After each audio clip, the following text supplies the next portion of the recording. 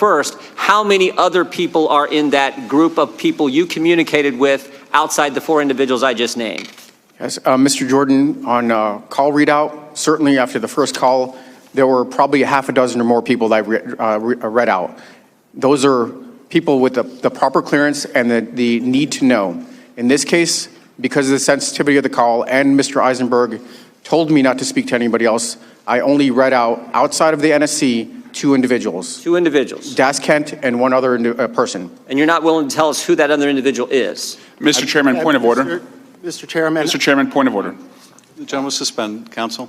Mr. Chairman, I would ask you to enforce the rule with regard to disclosure, with regard to the intelligence office.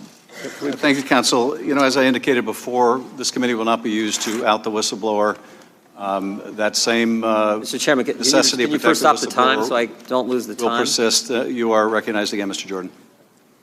Mr. Chairman, I don't see how this is outing the whistleblower. The witness has testified in his deposition that he doesn't know who the whistleblower is.